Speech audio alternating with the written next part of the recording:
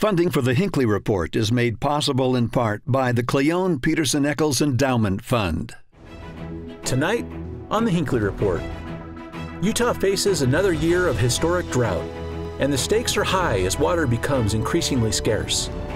Lawmakers rush to shore up resources and debate how to save our state's lakes while making room for growth. Join us as we dive in with expert policymakers for this special episode of the Hinckley Report on water in the West.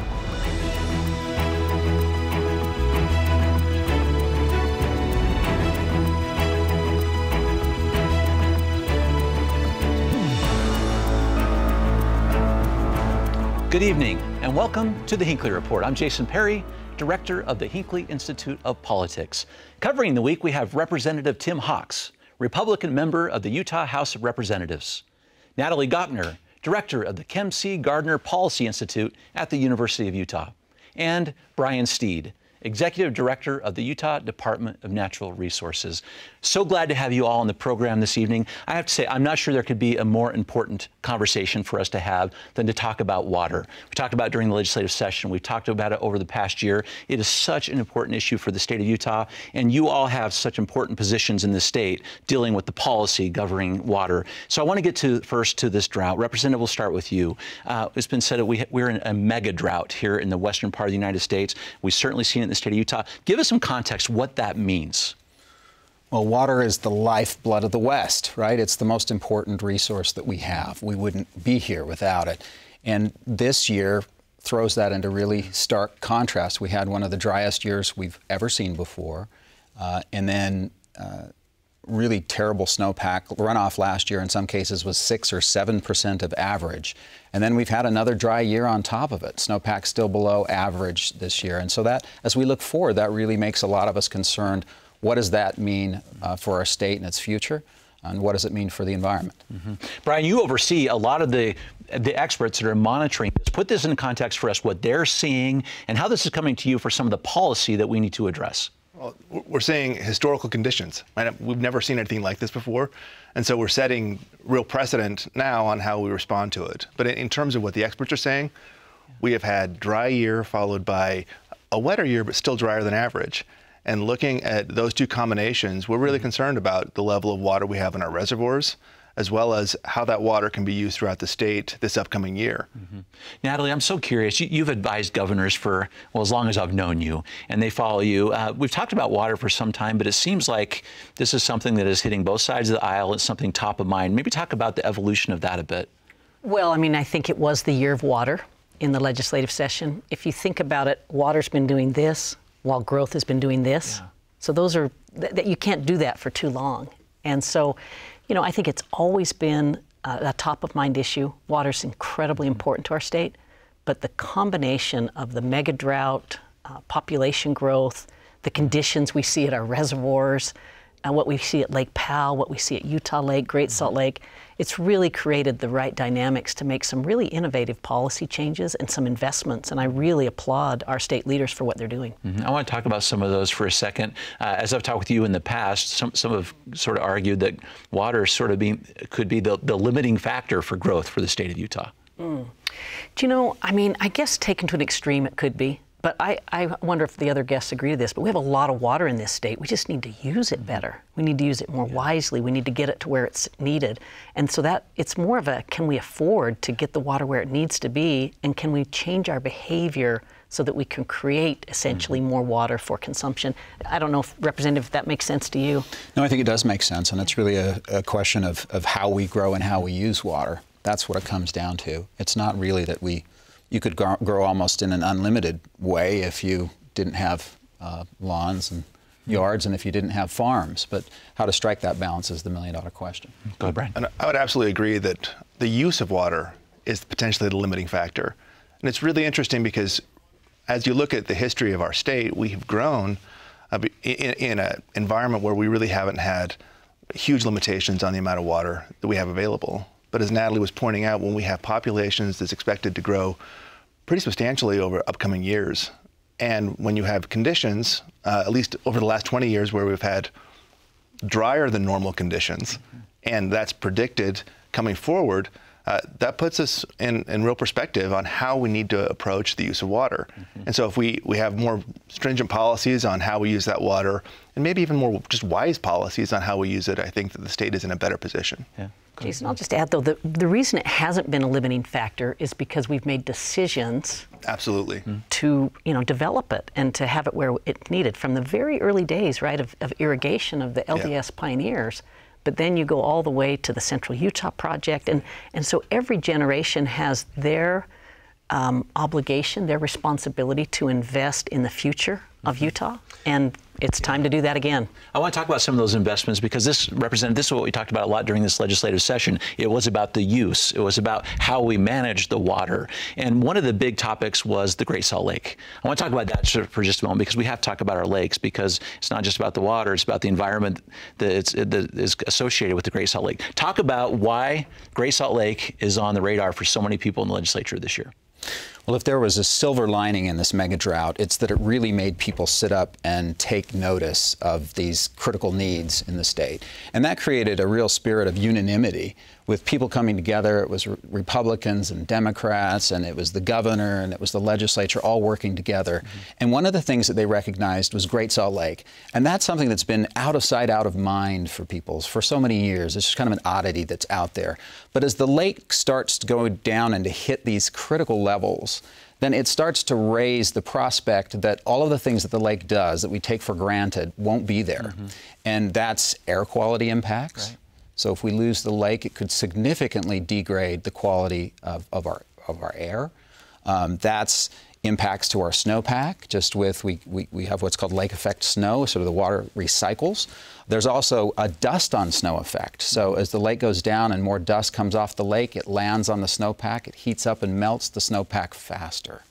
Then there's just economic activity. It's about $1.5 billion worth of economic activity, 7,000, almost 8,000 jobs spread over 5 counties, all of which are at risk if the lake continues to decline. And that's not even getting to the incredible environmental benefits associated with that lake.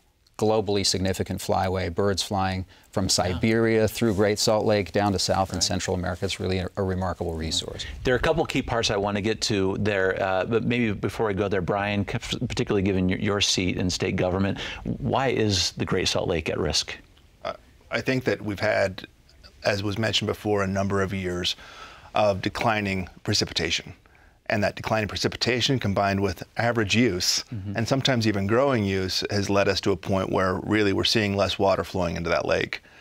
Both those factors combined, I think, have led to really a challenge because as Representative Hawks was mentioning, the lake is so important to the state in so many ways, both economically and environmentally.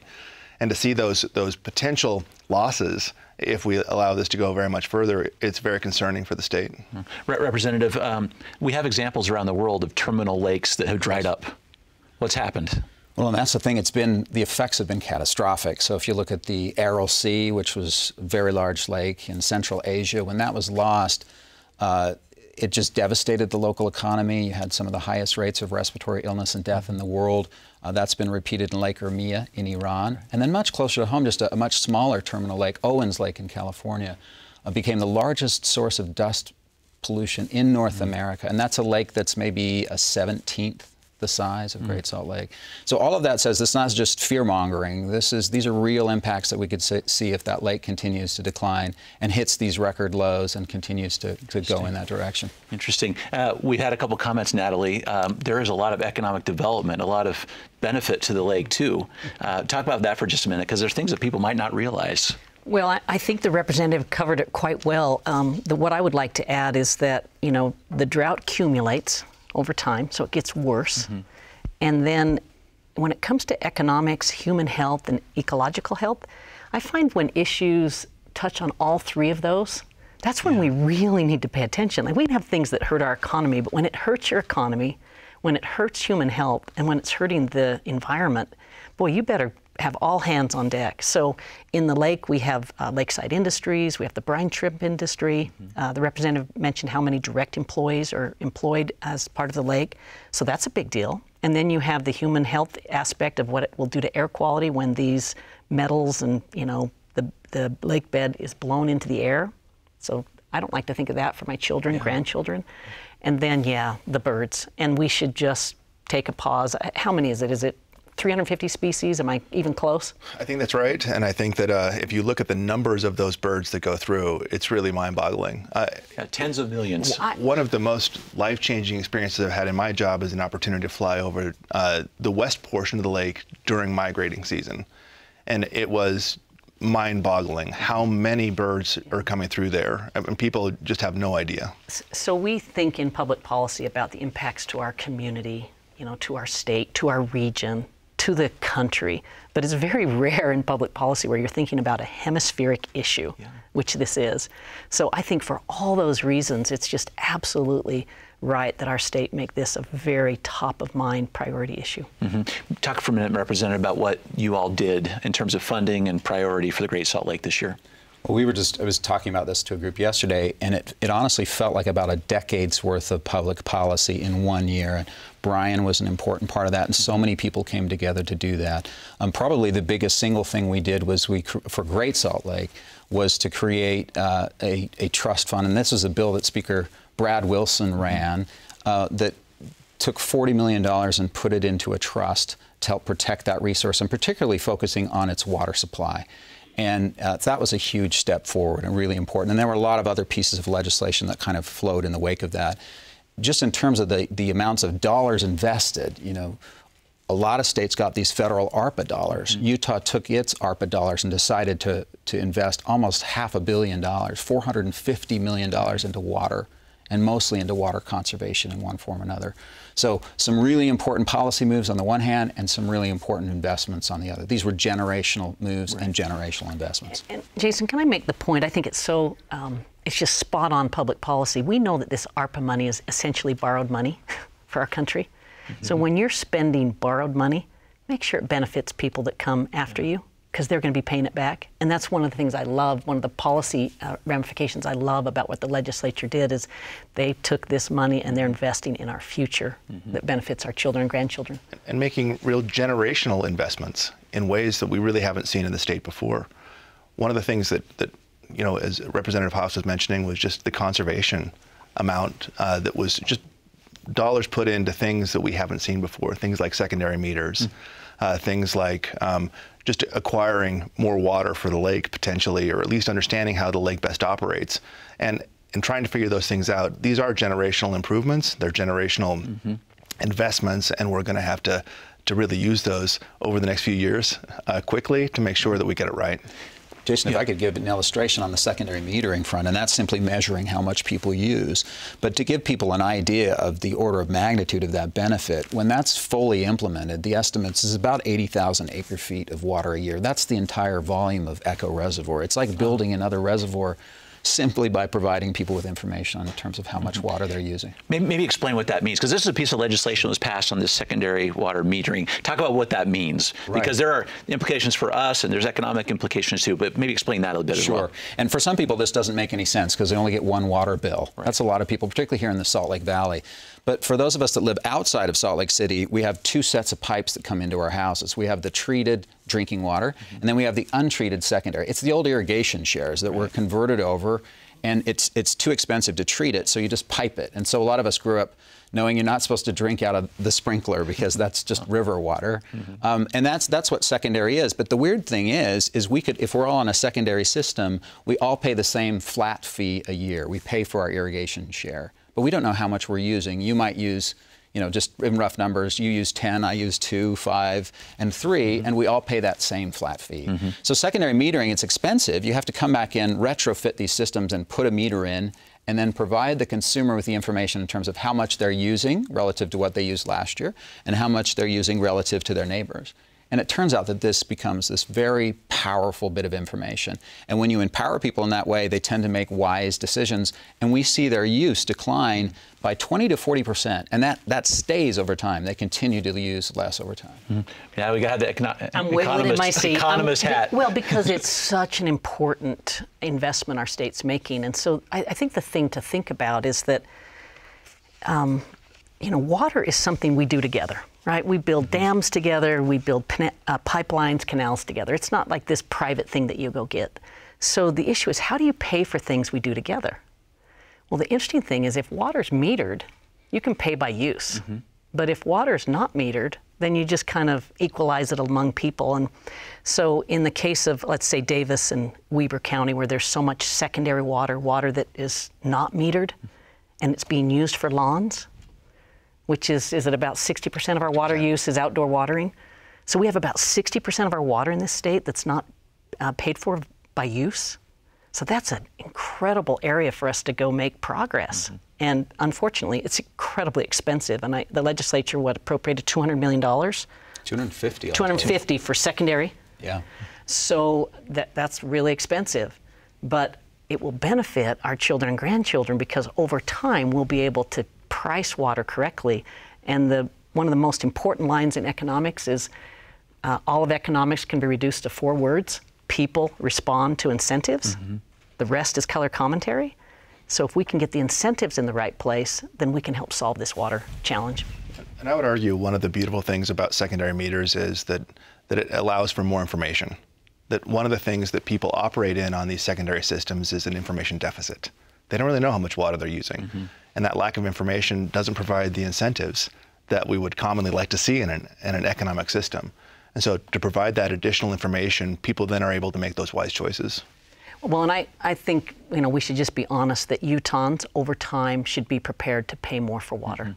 It is a commodity that we need to price correctly, and even outside of the secondary watering environment. I live in Murray. When people excessively water, I'm actually helping to pay for their excessive watering. When they fill up their swimming pool, I'm helping to pay for it. And so if we price things correctly, people will make choices based on what they value the most, and it'll be a more efficient and more fair system. To show you just an extreme example, most people do the right thing. But when Weber Basin metered everybody just to test and didn't change their pricing at all, there were some people putting 350 inches of water on their lawn, on their yards a year. That's enough to grow rice. That's like the deepest, darkest Amazon. So in a desert environment, that has real costs for other users, real costs for the environment. But until we measure it, we can't manage it. Yeah, Brian. And I'd just say that we as Utahns pride ourselves on being wise stewards. This is one instance where we can actually improve our stewardship. And we can improve our stewardship by having additional information. Well, and this is why the narrative that water's our greatest constraint to growth, it's so much more complicated. Because if we use water wisely, we have a lot of growth that can still come to this state. But we've got to look at water as a valuable resource that's worthy of investment and proper pricing. When you talk about the kind of the conservation and the use of it, Representative, there's this old kind of pioneer era phrase, this use it or lose it idea with water, which you are addressing. I saw this session. This is, maybe explain what that idea is as it pertains to people's water rights, for example, and what this concept means for policy for you this year and maybe going forward. Sure. Water law in the West developed a system, what they call prior appropriation, a little bit of a geeky term, but basically they had to figure out who had the right to use water relative to other people. And it grew up in a time when there was relatively a lot of water and few people, and you had to decide who was priority, right? Who had the... And so these ideas came up like first in time, first in right. The first person to divert the water had the right. The second principle was this idea that water is so important in a desert that you have to put it, you have to use it, or it's a public resource. It's got to go back to the rest of the public. Now that has real serious implications for the environment, because what does that Great Salt Lake look like in the eyes of the law? It's all wasted water.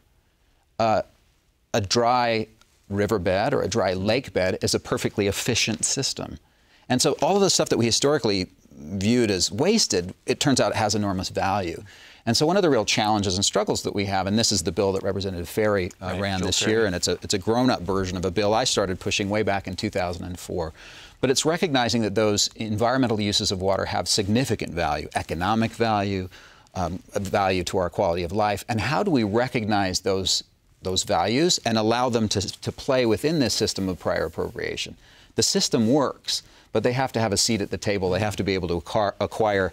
If it's going to be a game of cards, they have to be able to acquire cards, if that makes sense. Does. Go, Brian. And I would say that our prior appropriation system, it provides some certainty for water users. It's a property right, essentially, that has allowed for people to know exactly how much water there is and how much water they can anticipate, and that's been beneficial.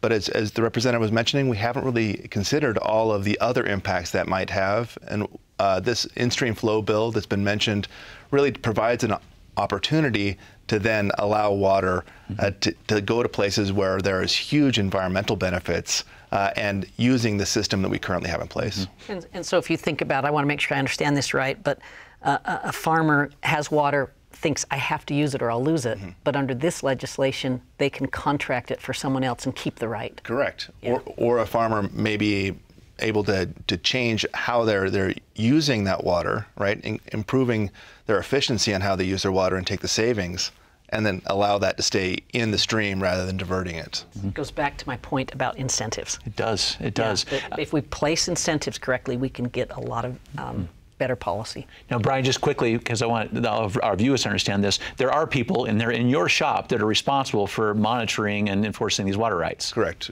There's a full division known as the Division of Water Rights, and that's what they do 24/7. It's complicated because ultimately it's a resource that moves. And so it's harder to identify how you quantify how much is being used where. But that's what they dedicate their full-time careers to, and they do a pretty good job. This provides one more tool for water users to then be able to put water in different uses. One of the bills I was really grateful to run this year that flew below the radar screen was to provide 3 additional engineers to our state engineer. Because as those systems get more complicated to manage, we have to have the resources to manage them fairly, to empower these kind of solutions that you were talking about, Natalie. Well, it's a complicated enough situation to do this correctly that you've got to invest in the state employees that can help us solve these problems, have the right data, have the right models. All of those things can really help us get to a better place. And you can imagine how emotional this is. We're dealing with the lifeblood of the West. And if you're a farmer, you don't grow crops unless you have water. And so trying to figure out a way that's fair and a way that then also allows them to be, incentivized to do better on water use, it's going to require all of our hands on deck. If we can talk about one more lake for a moment, Representative, there's a lot of discussion this session about Utah Lake. Yes. Talk about that for just a minute, what you see happening there, because it's everything from the fish that are in there to potential development.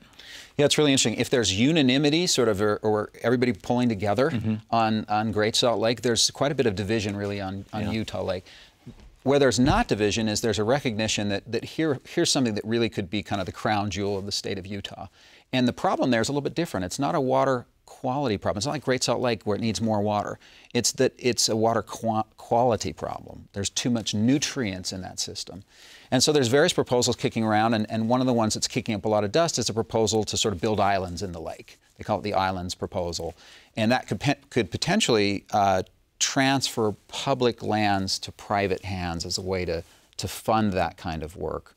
But again, the one thing that's true, and there were two bills that moved through the session this year that were important on Utah Lake, but the shared goal in all of those projects is to try to improve water quality and improve ultimately the way that system functions and works. Go ahead, Brian, because you've been involved in that directly from your shop. And it is an impaired body of water. I mean, it's changed. Humans have changed the dynamics on that lake. One of the things we've done over time is put a bunch of invasive species there. Those invasive species have had negative interactions oftentimes with the lake. Carp, for instance, have eaten much of the undergrowth, or those aquatic vegetation that other species rely on, and because of that, it's different. That water is different. The other thing we've done is put a lot of phosphorus into that lake, and that nutrient loading has then created kind of a different set of factors on how healthy the lake is. So without question, we're all interested in finding a way to improve the water quality in the lake. And I would say that there's also a quantity issue, that ultimately that is one of our important sources of storage water, and storage water that impacts not only the area around Utah County, but also into the Salt Lake Valley. So we're trying to get it right. If we can spend our last 2 minutes on this, I think you've all put a pretty good picture together for us about what's happening. I know people are wondering, what should we do?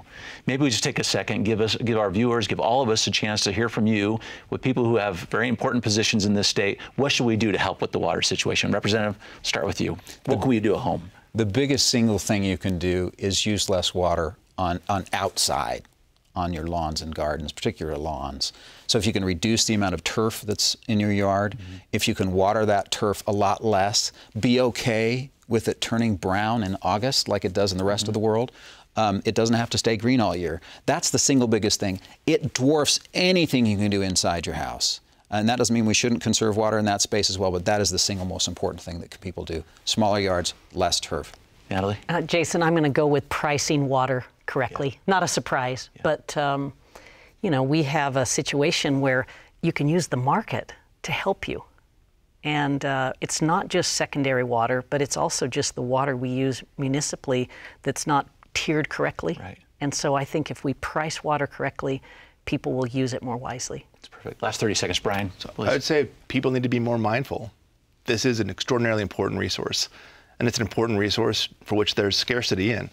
And as we become a larger state in population, we're not going to get more water. And so being mindful of how you use the water you have, whether that's delaying when you start watering this year, because we're going to have a dry summer, delaying that water, that has huge benefits.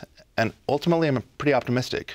People can do hard things. I think that we can do this. But people have to be more mindful in order to make it right. These are some great comments. We certainly saw it from both sides of the aisle. Our legislative leaders certainly taking some action here quickly, and we'll all do our part is the hope. Thank you so much for the conversation this evening. Such a critical conversation. Thank you. Thanks, Jason. And thank you for watching the Hinckley Report. The show is also available as a podcast on pbsutah.org/Hinckley Report or wherever you get your podcasts. Thank you for being with us. We'll see you next week.